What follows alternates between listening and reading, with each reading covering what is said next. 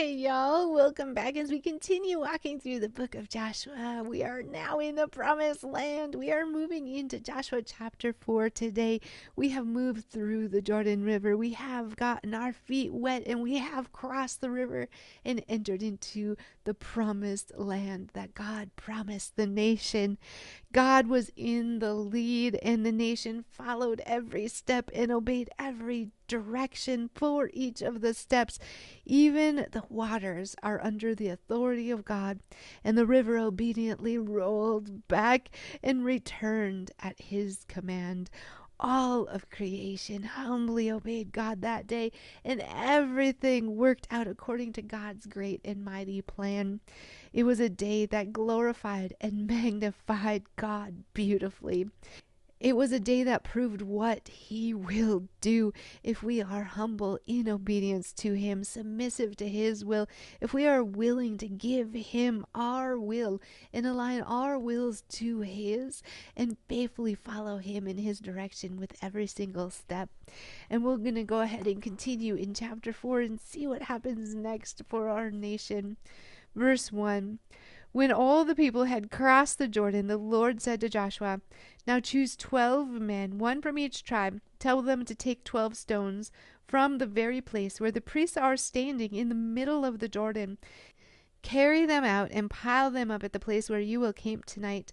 So Joshua called together the 12 men he had chosen, one from each of the tribes of Israel. He told them, "Go into the middle of the Jordan, in front of the ark of the Lord your God. Each of you must pick up one stone and carry it out on your shoulder. 12 stones in all, one for each of the 12 tribes of Israel. We will use these stones to build a memorial. In the future, your children will ask you, 'What do these stones mean?' Then you can tell them, 'They remind us that the Jordan River stopped flowing when the ark of the Lord's covenant went across. These stones will stand as a memorial among the people of Israel forever.' So the men did as Joshua had commanded them. They took 12 stones from the middle of the Jordan River, one for each tribe, just as the Lord had told Joshua. They carried them to the place where they camped for the night and constructed the memorial there. Joshua also set up another pile of 12 stones in the middle of the Jordan at the place where the priests who carried the Ark of the Covenant were standing, and they are there to this day. The priests who were carrying the ark stood in the middle of the river until all of the Lord's commands that Moses had given to Joshua were carried out. Meanwhile, the people hurried across the riverbed, and when everyone was safely on the other side, the priests crossed over with the ark of the Lord as the people watched. The armed warriors from the tribes of Reuben, Gad, and half the tribe of Manasseh led the Israelites across the Jordan, just as Moses had directed. These armed men, about 40,000 strong, were ready for battle, and the Lord was with them as they crossed over to the plains of Jericho. That day the Lord made Joshua a great leader in the eyes of all the Israelites, and for the rest of his life they revered him as much as they had revered Moses. The Lord had said to Joshua, "Command the priests carrying the Ark of the Covenant to come up out of the riverbed." So Joshua gave the command. As soon as the priests carrying the Ark of the Lord's Covenant came up out of the riverbed and their feet were on high ground, the water of the Jordan returned and overflowed its banks as before. The people crossed the Jordan on the 10th day of the first month. Then they camped at Gilgal, just east of Jericho. It was there at Gilgal that Joshua piled up the 12 stones taken from the Jordan River. Then Joshua said to the Israelites, "In the future your children will ask, 'What do these stones mean?' And then you can tell them, 'This is where the Israelites crossed the Jordan on dry ground. For the Lord your God dried up the river right before your eyes, and he kept it dry until you were all across, just as he did at the Red Sea when he dried it up until we had all crossed over.' He did this so all the nations of the earth might know that the Lord's hand is powerful, and so that you might fear the Lord your God forever." The moment has arrived. They are in the promised land. They are there. They're in the promised land. Before they move forward with anything else, they stop to build a memorial. The nation had moved from bondage and slavery to freedom. And now they were walking into a whole new season as a nation and as God's people. They are finally moving forward and claiming their inheritance, and they stop to mark the occasion so that they will never forget that God is faithful. Remember is a powerful word in our journey with God. Remembering fuels our faith and our confidence in God and who He is. 2 heaps of stones were set up as memorials of the nation crossing that river that day and God's miraculous hand that allowed it all to happen. 12 stones were placed at Gilgal and 12 in the middle of the river. Joshua told them that all the people of the earth who saw the stones would know that God is mighty and that they should always fear Him with reverent awe and respect of who He is. These stones were witness to God and that He honors faith and He works on behalf of those who trust in Him faithfully. When these 12 selected men, one from each and every tribe, reached the middle of the river, they each picked up a large stone and they carried it about 8 miles to Gilgal, where the nation would be camping for that night. Gilgal would have been about 2 miles from Jericho. The heap of 12 stones would serve as a reminder of what God had done for them. It would serve as a continuous reminder that Jehovah was their God and He works miracles and He works wonders on their behalf, and He does the same for ours as well. Joshua put an obligation on them to fear God and bear witness of God to the nations of the world around them. Our God is a God who can open rivers for us. He is the God of the impossible. He is the miracle working God, and He is the one and only true and living God, the God of the entire cosmos. Everyone should fear, love, and obey Him passionately. Israel was called to tell other nations about God and invite them to trust in God too. God cares for His people. He keeps His promises and He goes before us in victory, and He never fails.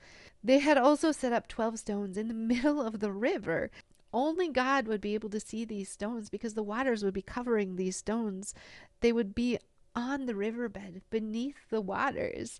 The memorial at Gilgal would remind the nation that God had opened the waters for them and brought them safely across and into the promised land. They had to make a break from the past. They had to cut off the past, and they were never to think of going back again. The river would separate them from their past. The memorial in the bottom of the river would remind them that their old life was buried beneath the waters and that they were now to walk in the newness of God with God. Romans 6:1-4 declares that we are to do the same. Our old life has been buried and we are to live a new life in humble obedience to the Lord with everything we've got, with everything in us, with all of our guts. There is nothing wrong with having reminders or memorials as long as they don't become objects of worship or religious idols that turn our hearts away from God and to the object instead. If an object turns our heart to God, it's okay. A reminder should also not link us to the past or glorify the past in any way and fail to serve God and glorify Him in the present. Reminders should recall to our minds all that God has done and strengthen our faith, drawing us closer to Him. God brings us out so He can bring us in. He brings us in so that we can overcome and claim our inheritance in Him, in Jesus. God's people are identified with Jesus in His death, burial, and resurrection, as Romans 6 teaches us. We have overcoming power, and the world, the flesh, and the devil have no power over us and cannot defeat us because we are God's. In and through Jesus and His mighty power, we have the power and the strength to be overcomers, to be the overcomers that He created us to be. If we want to claim our spiritual inheritance in Jesus, we need to wholeheartedly believe His word, which means we need to know His word. We can't believe something we don't know, and we have to be willing to faithfully get our feet wet and trust Him in every single step that He leads us to. Step out in a walk of faith, and God will open the rivers. He will. He has defeated the enemy, and we are to walk in that posture of victory, not defeat. He will open a way for us every time, as long as it is His way that we are following and that we are walking and not our own way. Surrender yourself to God and die to the old life, and He will bring you into the land that He is giving you, and He will give you heaven on earth. It's His promise. It doesn't mean that life is easy, because life is not easy. It means that He is carrying you through it, that He is splitting waters, that He is working in your life for His glory and our good, and it magnifies and glorifies Him in every single breath. He is moving with His powerful arm in our life, and we are letting Him do it. When you function with God in victory, you know God will do something. He is the one who splits the waters. He is trustworthy and He is faithful. He loves us beyond comprehension, and He holds all power over all of creation, even over death, so we can trust Him. There is no better one to trust than our glorious, amazing Father.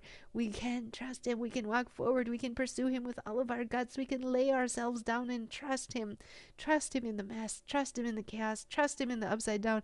Trust where He's bringing us to. But we follow His lead, not our own. Our wills are to line up with His. We can't expect Him to bless something we just go out and do on our own willy-nilly and then ask Him to bless it afterwards. No, we say, Lord, what do you want me to do? Help me, Lord. Direct my steps. I only want you. I only desire you. Above all else, I only want you. I want to live this life that you have given me for you and out of you, wholeheartedly and entirely submitted to you, Lord. And we can make that our daily prayer. We can wake up every morning and say, Lord, this life is yours. Where should we go? Lead my steps. Guide my words. Do not let me ever speak anything that is not of you, Lord. You have this body. This temple is yours. You reside in me, and I give you my all. I give you every yes, Lord. You are my Father, and I love you, and I trust you. And He does love us. He wants good things for our lives that will glorify Him and bring goodness to us as well. He is faithful. He is true. And He knows all of our tomorrows. So there is no one better to trust than our almighty, loving, amazingly wonderful Father. Thanks, y'all. I hope you're having a glorious day in the Lord.